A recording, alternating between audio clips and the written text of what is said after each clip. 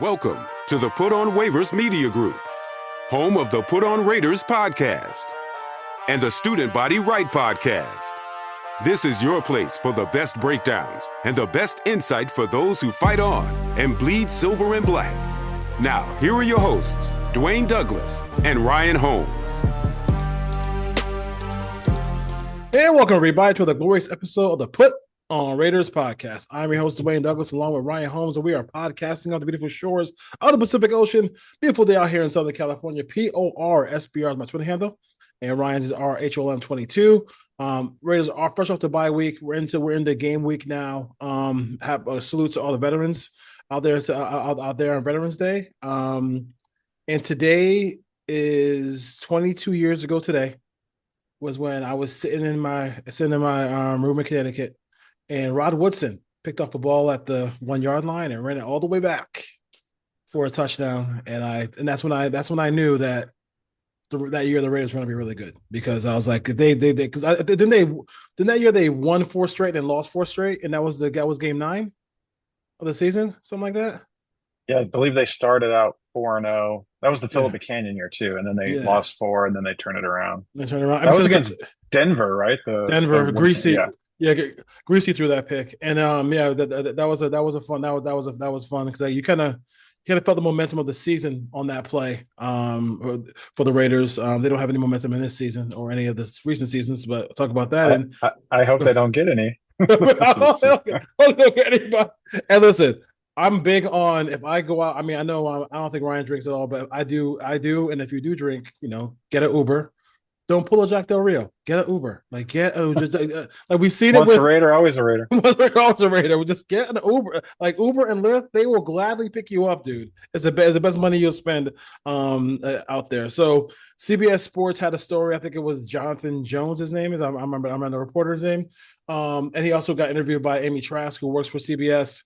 And it's kind of the same old Raider stuff we've seen in the past, Ryan, where the players are unhappy with the direction of the team. It's not really, they're part of the direction of the team, but as far as last year, it was too strict.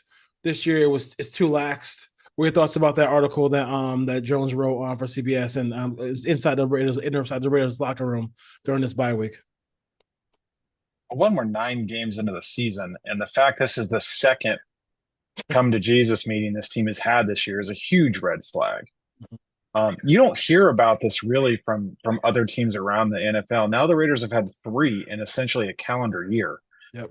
If you go back to what happened prior to Halloween when Josh McDaniels got released last year. So at some point, the players in that locker room have to run this team, and they have to show leadership, and there needs to be stronger leadership within that locker room so these players go out there and play like they're supposed to be.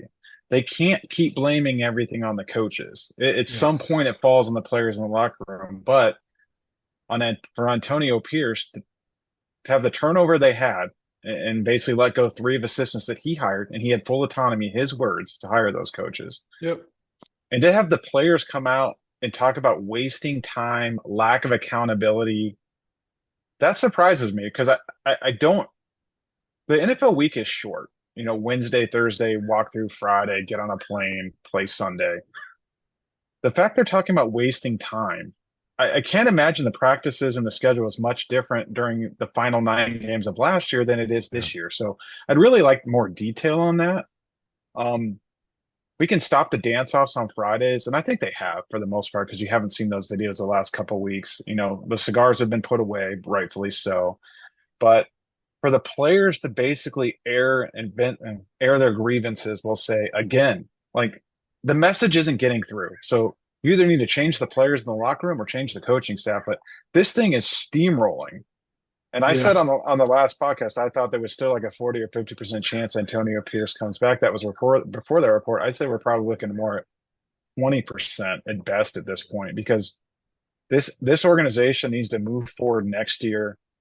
And you can't bring a young quarterback, and the Raiders need a young quarterback. You can't bring him into that kind of environment where you're having team meetings, you're calling each other out, you're having coaches and players sound off. Like, normal organizations don't do that type of thing, and the Raiders have done it 3 times in a calendar year. And a lot of things happen inside a inside a football or baseball or whatever inside the organization, and a lot of times they choose what gets out. Where Like, did you the know what I'm leak come saying? from? Is my question. I would assume this came from Exactly. the players. Some Yes. player on the team leaked this. This did not come from the coaching staff. No question about it. So, and then now, I mean, and now you have the whole situation where, like, you got Marvin Lewis, like when you go to, I'm on Raiders.com right now, and you can see right now the coaching staff, head coach Antonio Pierce. The second name you see right after underneath that is assistant head coach Marvin Lewis. So, I mean, that's what is, again, we've talked about it before. Besides being very bad at art, because that picture he drew was, I'm not sure you can explain it. You don't got to draw that. That was horrible. But what do we say about, I mean, Marvin Lewis? What is he actually doing on this team? Like, you have now you have Joe Philbin being the assistant line coach. Is this assistant offensive line coach? How is that going to change things? I mean, I don't think we've been on since the mass exodus of the offensive staff. So we could jump right into that. Like, what do we do? I mean, like, we go from Luke Getsy, who, again, highest rated, the most watched show we ever did was when we had Cliff. For a second, one of the lowest was when we had Getsy. What are your thoughts about that whole situation? Because this is another, like, this really, you can't make a wholesale. It's not Madden. Like, you can't just change the playbook. Like, you know what I'm saying? Like, this is very difficult to do inside of a season. Yeah, I mean the plays are the plays. The Raiders aren't going in putting in a whole new playbook during the bye week. So they may add some things here. They may change some of the blocking schemes on the offensive line, but for the most part, they're running the same plays they installed in training camp. You can't flip the playbook in the middle of the season. You can add, like I said, some new formations, maybe some third down stuff. So the NFL is basically three different games within one. You have first and second down, which is a whole playbook to itself. It's just the base stuff you install. Third down are specific things and advantages you're looking to take for week to week. And then you have red zone.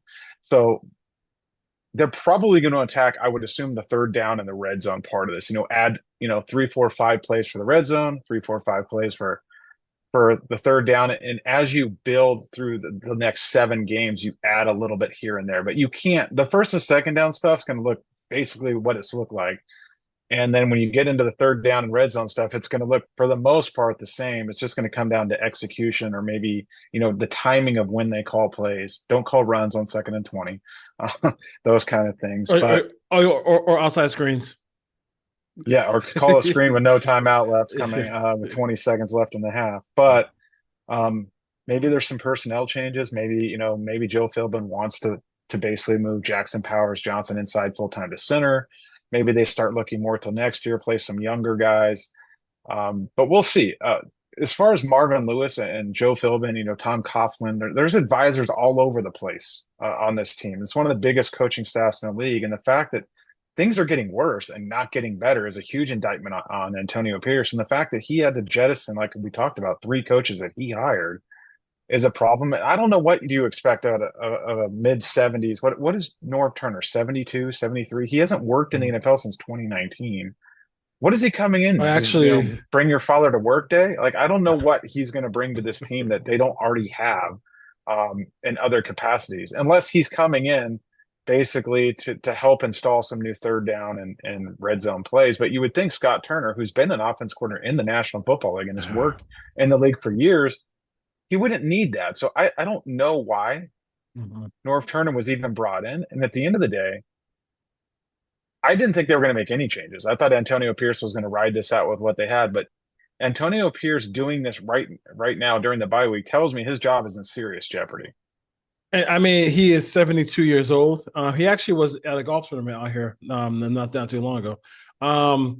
Yeah, I mean, it doesn't make any sense. And then his son, he was the offensive coordinator for a couple seasons. So it's like he knows how to install. He knows what he's – I mean, that's why I don't understand why we're in this situation where we're having him come over and having dad come over and help out. Like, I'm sure, like, Kyle Shanahan talks to his dad, but his dad isn't a consultant with the team. You know what I mean? Like, I mean, you talk – I mean, you can talk to him after the game, before the game, or during the week, but I don't see why that would be a a thing. As far as that goes, I'm not really happy with all the the kind of the all the grandfathers who are on this Raiders team anymore. Like I just don't know what we're What's doing. Terry Robisky up to? Let's add him to Hey, the staff let's while we're at it. Terry. Is Tom Cable available? Let's go. Let's get anybody else. Anybody older than that we can get. Vince Evans, we need an Vince, assistant Vince, quarterback coach. Like Vince Evans. There we go. There we go. There we go.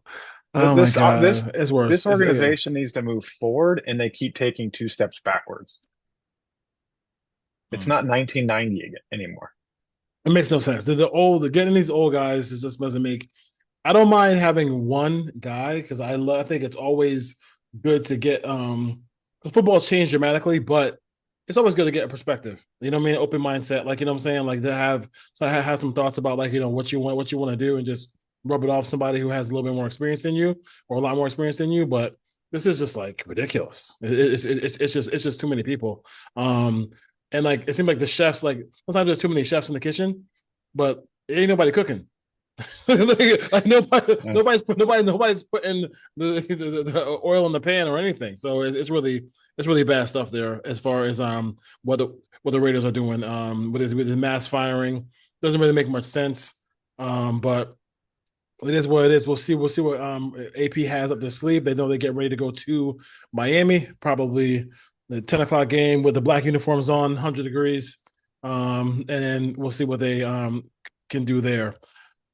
The quest for the Raiders to get a new quarterback. They got some help this weekend. Some teams won who need to win. And right now, so Jacksonville is number one according to Tankathon.com. And I love going Tankathon in week 10. But Jacksonville is first. The Giants are second. The Tennessee Titans, who interesting. I mean, he played after they sat Will Levis. He played decent, despite getting sacked 7 times against the Chargers. They're 3, and then Cleveland is 4. So you're looking at 3 possible teams who can need a quarterback, or you are. But I'd probably think that unless Levis really turned it around, there would be there are 3 teams in front of the Raiders who will be drafting a quarterback right now, and that's where you don't want to be. Yeah, I will preface this by saying that Tankathon is accurate as of today. Today, yeah. It updates weekly. It doesn't factor in the remaining games on the schedule. And we all know the tiebreaker is strength of schedule. I see a million people tweeting that win over Cleveland is going to cost us. That win over Cleveland doesn't factor into this. Yeah. What factors into this is the strength of schedule. As we've been talking about on this show, the Kansas City Chiefs priming to go 15-2, 16-1 is going to absolutely murder the Raiders' strength of schedule. And then you start factoring they played the Steelers, they played the Ravens, the Chargers are piling up wins. So the Raiders are going to lose all these tiebreakers, which they typically do. The Broncos, if the Broncos are good, that makes it even worse. So yeah. So I know everyone thinks that they're going to slide into the top first or second pick, but the fact is they have to have less wins than all those teams. If they finish with the same number of wins of pretty much anyone else in the National Football League, they're going to lose the tiebreaker. So what they need to do is lose out, and they need some of these other teams to pick up wins. They need to be in the top 3. They can't walk away from this draft without Travis Hunter or one of those 2 quarterbacks.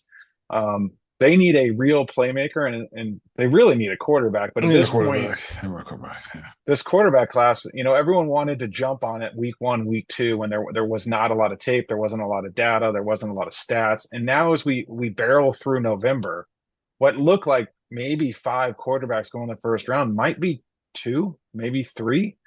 Some of these guys are falling in the second, third round where they were coming into the season. So this class is basically turned into what we thought it would be and what most people talked about last year. Yeah. I've seen numerous reports that Sanders would be the 5th or 6th quarterback in last year's draft. I tend to agree with that. I probably would have him 6th in last year's class. So that doesn't mean you don't take him or Cam Ward 1 or 2. Like if there's a quarterback there and he has a chance to be a solid starting quarterback in this league, you have to roll the dice and take him. I would just throw out there Tyree Wilson. The Raiders took Tyree Wilson at 7, and he's turned out to be a guy who probably is not getting a second contract with the Raiders. I'd be safe to bet that he won't. You can't do that. You can't take a guy who has a chance to be an average player at another position over a chance at a quarterback. You can go out and get the guy that's an average contributor at right tackle or right guard or Yeah. They have to walk away from this with a quarterback that has a chance to be an average or better quarterback, a top Yeah. 10, 12, 13 quarterback in this league, because they don't become available in free agency. I know a lot of people are saying, well, don't do it. You're not going to trade for one. Um, Teams aren't sitting Yeah. there with two or three quarterbacks. They Yeah. can just trade one Yeah, away. So let me call Green Bay, see if Love is available. Like, I mean, it's not I see people talking about Brett Favre. Well, Ron Wolf traded for Brett Favre when he was on the bench in Atlanta. Different time, different scenario. Like, yeah. if there's a quarterback that good sitting on someone's bench, let me know, because I don't know who he is. Yeah, and I mean, Mac Jones was horrible this weekend. Like, I mean, it's not happening. So you gotta just bite the bullet Gotta and try. do it. You gotta try. And I think if you're in the top three and say the Raiders are third, at the very least, like, say it's Jacksonville at one. For instance, Jacksonville just just spent a whole lot of money on Trevor Lawrence. They're not drafting a quarterback. They have Mac Jones as their thing. I mean, they might not draft a quarterback. Who knows? Who knows? They might draft Travis Hunter, and then you're screwed too, because And the then teams behind him are going to take a quarterback. yeah. So I mean, so like, but if you're in the top three, then at least you have have a chance. The top three is a prime position, and even if you're four and you have to reach, like at this point, fucking just reach. Like, I don't even care. You have to come away with a quarterback, and then I mean, yeah. So you cannot, like, you can't sit here and just, like, and take Mason Graham from Michigan and say, okay, we're gonna build the best defensive line in football. Like, I mean, like, he's a good player, but like, you gotta get a quarterback in this draft. Hella high water, because you were what, maybe a couple of a win or like one or two less wins last year from being being a spot where you can possibly could have got Penix. That's a big thing for them. So I don't know. I mean, Cleveland's, but you have Tennessee, who might do it. You have who might be the quarterback. Cleveland probably definitely looking for a quarterback. We don't know how much they love Tua in Miami. New England is set with Drake May. Tua just signed a contract. He's not going anywhere. You're not going anywhere, right? And then the Jets, I mean, they're probably thinking about a quarterback because Old Man River, Prince of Darkness is actually not playing really well right now. They get blown out every week. New Orleans, and New England's going to be.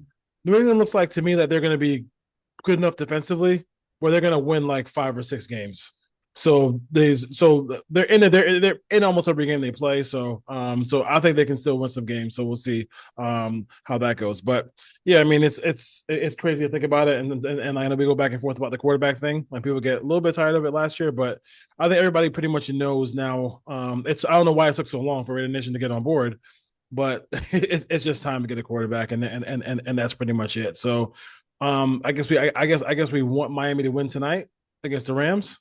By the time it's aired, I mean, good luck with that one. But so we'll see if that matters. But take it from there. I don't think it matters in the Raiders' quest, because it gets the Miami gets a third win, but at the same time, Miami should beat them next week. So I don't think that's a problem. Yeah, the Raiders play both the Rams and the Dolphins, so they're going to be 1-1 on their strength of schedule. So whichever team played the teams in front of you, like, let's say Cleveland played, I don't know this off the top of my head, but let's say they played Miami, but not the Rams, then you want Miami to win, because you want the strength of schedule for the teams that you play that are ahead of you in the draft to go up. Cleveland, if you look at their schedule, got a lot of teams left on their schedule. They've won a lot of games this year, so that strength of schedule is going to skyrocket. But again, if the Chiefs win 15 or 16 games, the Raiders are dead man walking when it comes to the tiebreaker, because they multiply that by 2, as we've been talking about for several weeks. Let's say they go 16-1. That means they went 32-2 on your strength of schedule, because you played them twice. So you're not winning any tiebreakers, because that's going to take your strength of schedule at 500 is going to rocket that up to like 550, 560, 570. One of the questions that we got from the text line was, why does the NFL do it through strength of schedule for the drafts? To avoid tanking, or to avoid outward tanking? Like, what was the? I don't know the direct answer. I've always been against it. I've always thought, and it's just my personal opinion, and maybe I'm biased because I've been a Raiders fan, but if you play a harder schedule and win, let's say, 3 games, that I would think that you should be rewarded for that versus playing a terrible schedule and winning 3 games. But I think they just do it based on strength of schedule, because a lot of these teams don't play head to head, so you have to find a common ground. And the issue that you run into is it's easy to say, okay, well, let's say New England wins 3 games or whoever, just pick a team in a bad division. Then they're so bad and they couldn't win against bad, so let's give them the best player. Versus, if you play in a team with a dominant team like the Raiders do with the Chiefs, Yeah. it's going to be hard for them to ever go up and get that quarterback or win those tiebreakers. And sometimes you just got to do it. Kansas City moved up to get Mahomes. Buffalo Yeah. moved up to get Yeah. Josh Allen. Like Yeah. you can move up to get a guy, and those guys weren't slam dunk guys. Let's remember Mitchell Trubisky went before Patrick Mahomes, Yes. and there was probably people and teams going, "Why did they take a chance on Patrick Mahomes? Like they didn't need him. They had Alex Smith." Well, Mm-hmm. at some point, you just Yeah. got to do it. And maybe you're right, maybe you're wrong. There's a 50% miss rate. Let's be honest. Like there's a Yeah. chance they take a guy and it doesn't work Yeah. out. But unless you want to go pay Geno Smith if he becomes available, or Sam Darnold's, the clock struck midnight. He's kind of turned into a pumpkin again. You want to go try to pay him. But the problem is you're paying those guys market rates. We're talking 30, 40, $50 million instead of getting a guy in a rookie contract where you can just build out the rest of the roster and you can go trade for the Joe Mixon when he becomes available, or the Stephon Diggs, or the Danielle Hunters. Like that's how you add talent around the roster is you pay the quarterback no money. So Yeah. at some point you got to try. Yeah. Unless you want to go get Russell Wilson and he's 30. How old is Russell Wilson? Mid 30s? In the 30s, yeah. You want to pay him $50 million next year? I don't. No, I mean, no, he's doing fine where he is, but I think we have to be like real. I think Raider fans really need to be, and I'm starting to see some more realism from fans now, and like they were wrong about. Like if you want to win this year, they were definitely wrong about Russell Wilson. I think Russell Wilson can still play a little bit, but he's not a long-term answer for them. He's perfect for Pittsburgh because Pittsburgh just really needed somebody to sell that position down because they can play defense. They have good tight end. They have some good receivers. They have their decent running game, all the things like that. But the Raiders need to just go out and go out and just like the goal is, and I said this in Twitter Spaces. The goal is to be next year to be the version of the Commanders for next year. Like make the right moves, the head coach, make the right moves at quarterback, have a good offseason, as far as acquiring talent, and then maybe possibly they could be in that class and just be a really good team with a potential playoff berth on the rise because they have a good young quarterback and they have a good team around them. And they reset everything at the same time. And that's a Yes. key too. Look at the Chicago Bears right now. This is a case study of keeping a coach 1 year too long, trying with a new coordinator. Yes. Caleb Williams is playing poorly. They have no offensive line. They gave up 9 sacks yesterday. Yeah. And Matt Eberflus is a dead man walking. They should have reset that last year. So now you've set Caleb Williams back. You've hurt his confidence. You haven't surrounded him with an offensive line because you went out and just wanted skill position players. Yep. And the Raiders might be in that spot next year. If you bring Antonio Pierce back and the offensive coordinator that comes in isn't successful, you've now damaged the quarterback who you just spent a high draft pick on. So until they make the changes, it's tough because people are always asking me which quarterback you want. Well, who's the head coach and what system are they running? Yeah, Because that's exactly. going to determine it Exactly. too. So like I don't think there's a slam dunk guy in this class that's head and shoulders above the next guy. I think you have Cam Ward and Sanders kind of 1 and 2, however you want to rate it at this point.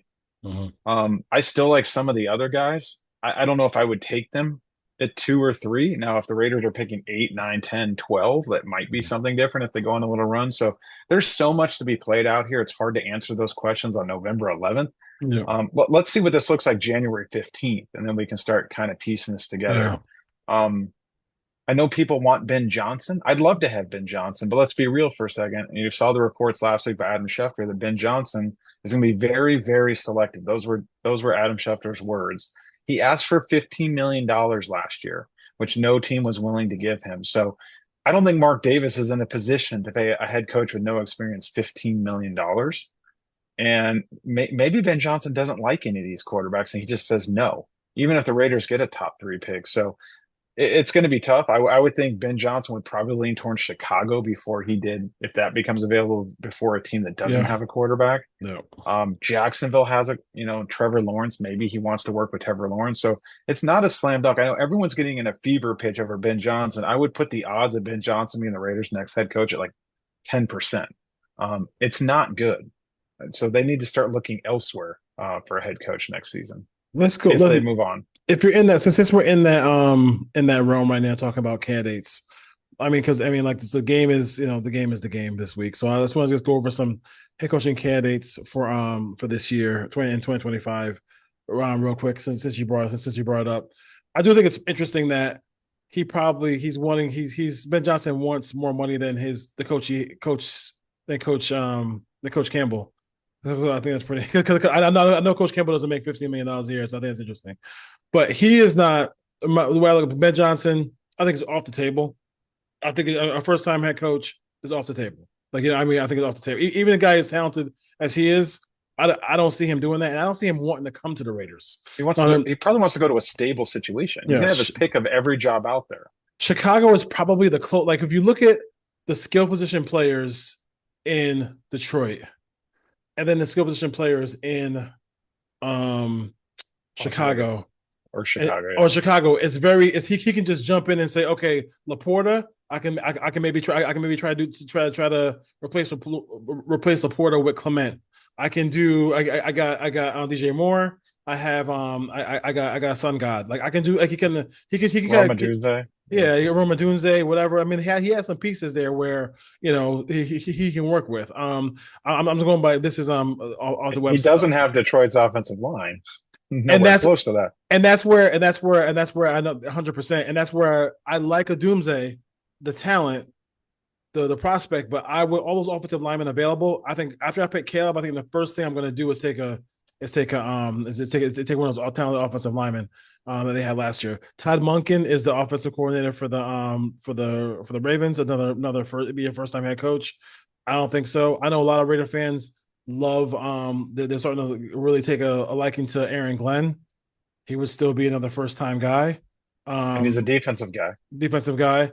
This is a guy who I love. I think he's running the defense that everybody is trying to emulate, and he's killing it with the Chargers right now. Just Jesse Minter. You got defensive guy. Then you got Joe. There's a lot of defensive guys who are available, so that's tough. That's the tough part too. Joe Brady, offensive guy. But who'll be a first time guy? Liam Cohen from the Bucks, getting a lot of credit. He's kind of a dark horse, I think. Comes from the McVay system as well. Yes, and I think what people like about him is that like they've been really doing some, like we mentioned it, like they have 3 running backs playing well. All three of those guys would start on the Raiders. So I think you texted me that they're all playing really well. And then they're missing their 2 outside receivers. They're still in these games. They're still really close, and I know Baker Mayfield likes him a lot. So that'll be one of those guys.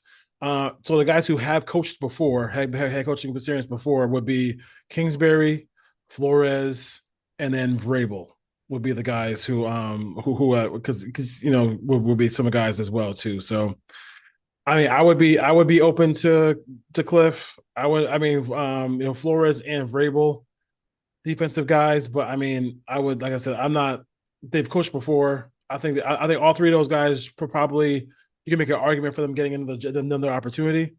If we're talking about those 3 guys who coached before, what are your thoughts about Cliff, Brian Flores, and then Mike Vrabel?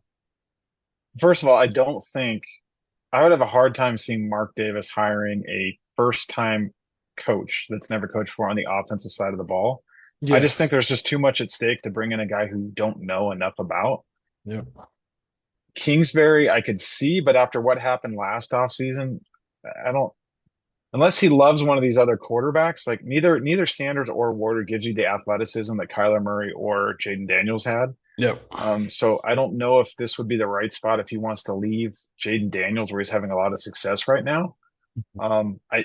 He is a West Coast guy, obviously, Texas to the West Coast, lives in Arizona, has a nice house there. He probably still has it. It's not a far drive to Vegas from there. Yeah. Potentially.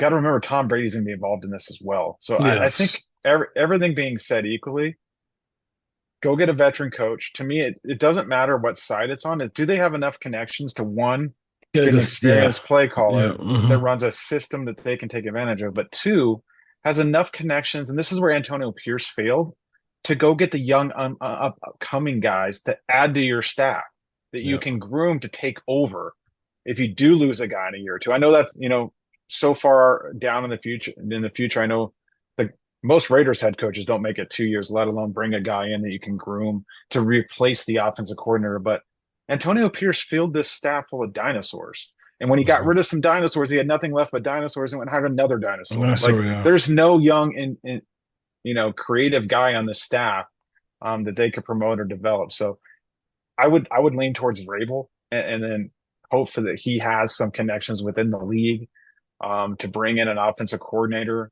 Maybe it's a young and up and coming guy, but some guys that have been in the league.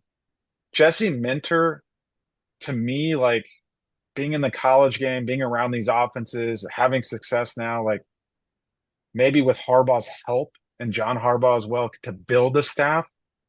To me, the most important thing is building the staff out, because we saw this was a complete disaster. Antonio Pierce basically just said, give me all these old dudes that maybe I know or someone knows and bring them in. And it hasn't worked.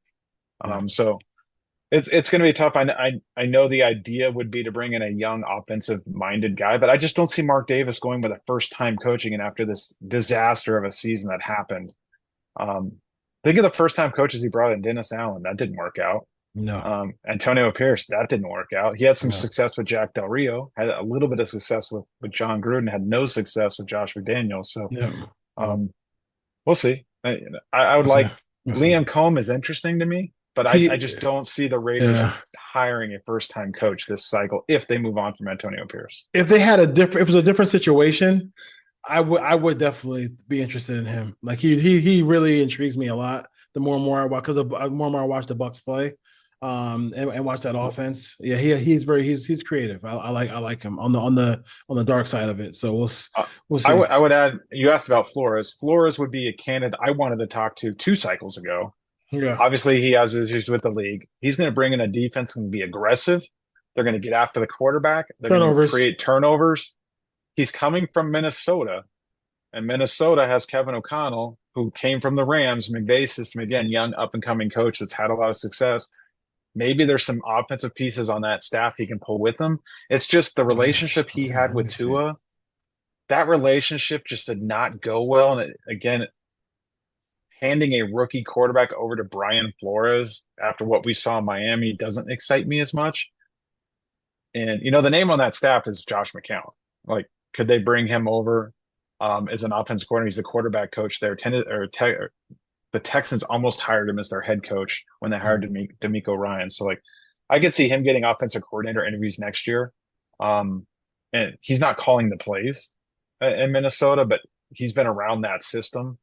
And again, you're looking for the McVay, Shanahan system, kind of these systems that get guys open, create yards after the catch, create mismatches, diverse running game, and make it quarterback friendly. Whoever it is, it needs to be quarterback friendly, because you're going to have a rookie guy running the show. Yeah, I'm trying to look at I'm looking at their staff. Yeah, it's Josh McCown. Josh McCown's the quarterback coach.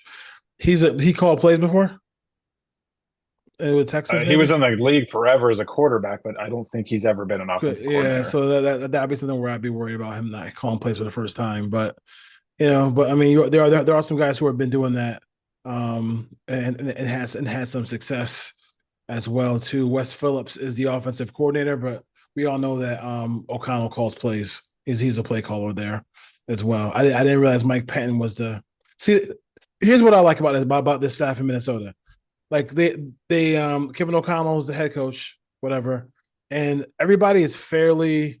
You can just tell that they're fairly young, like in their prime, like whatever. And he brought in Mike Patton to be the assistant head coach. One guy, like just one guy, like just one guy, just one guy. You don't need 25 million of the grandfather clause to come in, and Santa Clauses to come in and coach with you. But I'm sure, like he helps out. He does assistant head coach and outside linebackers So like doing the linebacker stuff, and then also helping out with with the head coach Kevin O'Connell, who is to me one of the best coaches in NFL in NFL ever since he got in here. He's been nothing but a winner ever since he's taken over that team.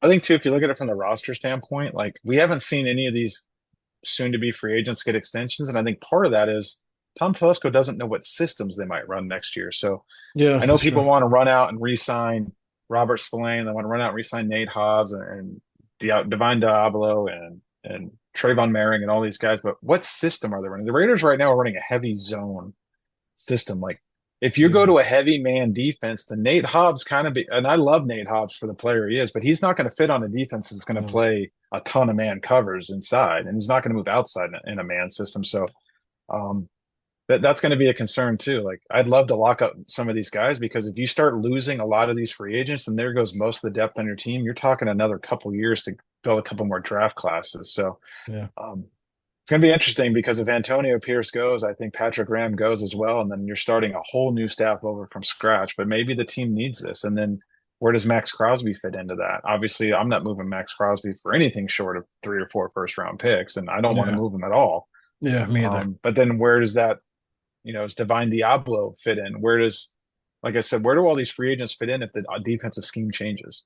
Yeah, that's And true. most likely it will change Yeah, if you move yeah. on from Patrick Graham. Yep, it will most likely. Let's roll over to the last thing real quick is the game, the actual game. The Raiders will play coming up here against the Dolphins. Dolphins are getting healthy. They got H back. They got they got some pieces back. They got a quarterback back, who's still, despite the concussion, is still diving headfirst on some of these scrambles. And I'm like, dude, I just don't even. I can't even. That's his brain, not mine. Learn the slide. Call the Marlins. But thoughts about this game? I think Miami would be going into that game 5, 6 point favorites. Don't think the Raiders really have a chance in this one, especially with all the changes they made offensively. Yeah, I expect Desmond Ritter to take over at quarterback. So we'll see what that looks like. He's only been around a couple of weeks now. Then you make an offense coordinator change, and then you have all these changes going on around him.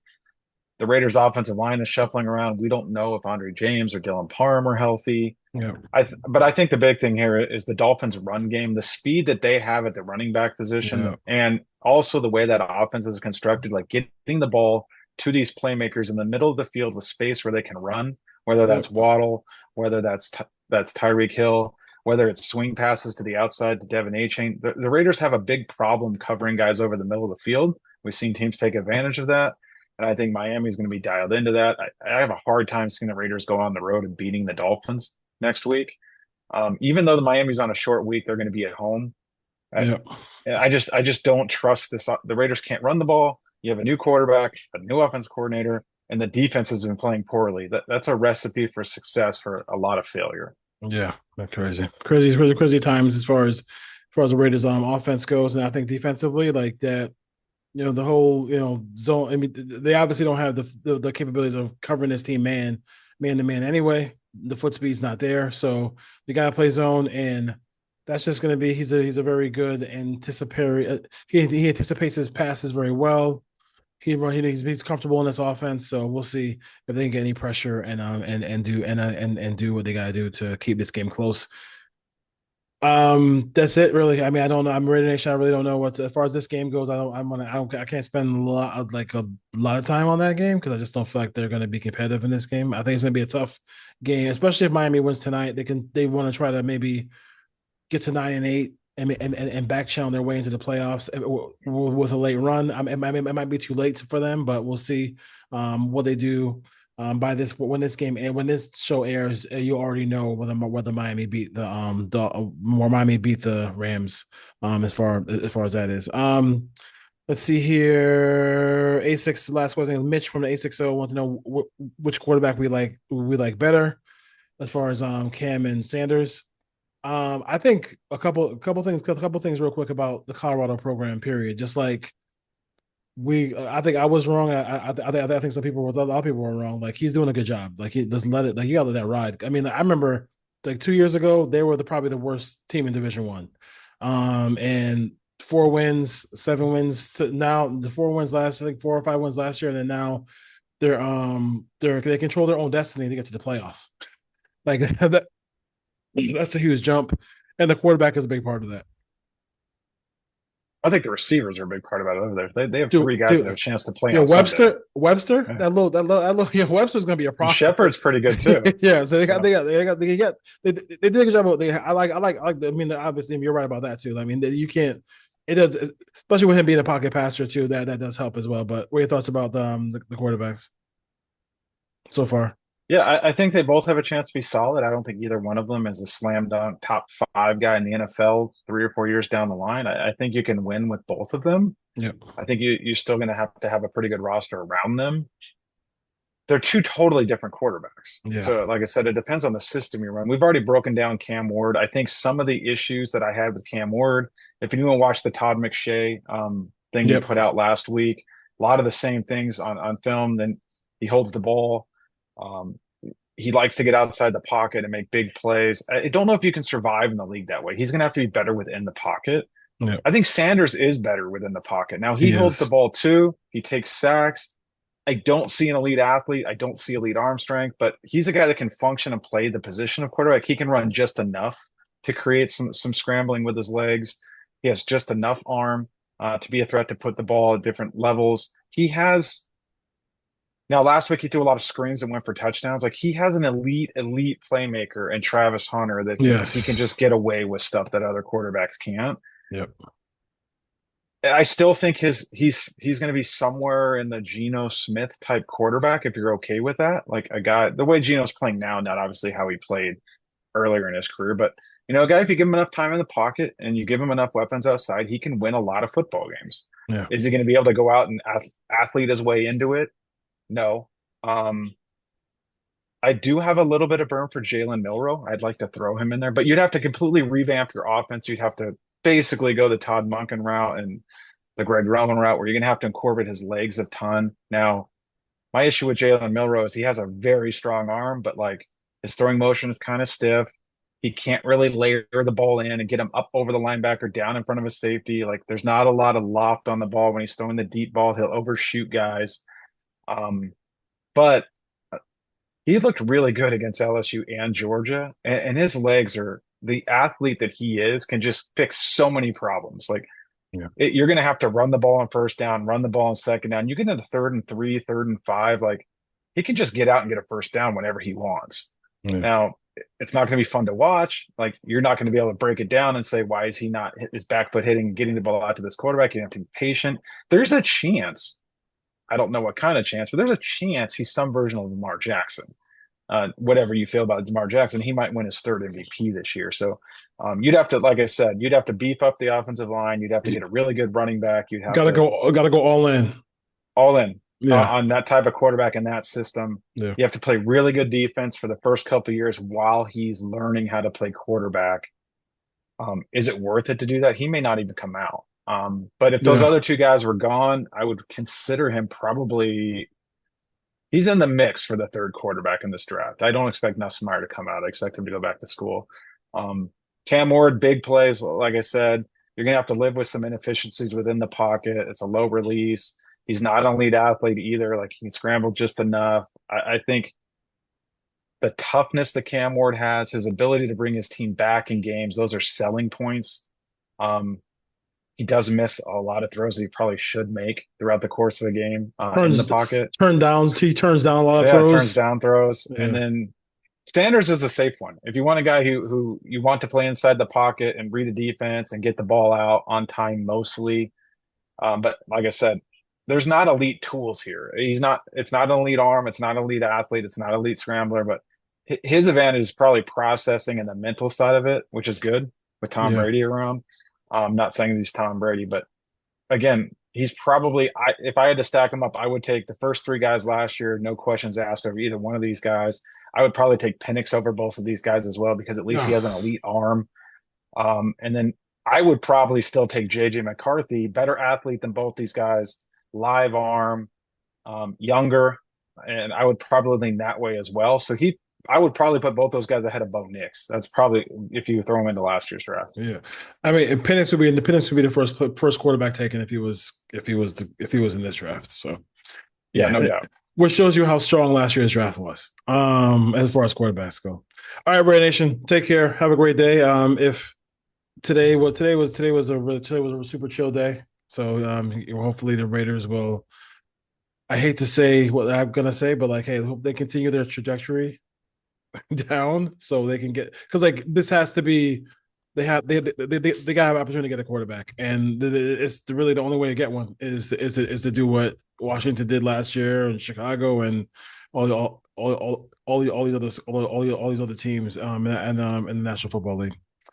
All right, see you later. We'll see you later, Ryan. All right, take care. All right, go Raiders, peace.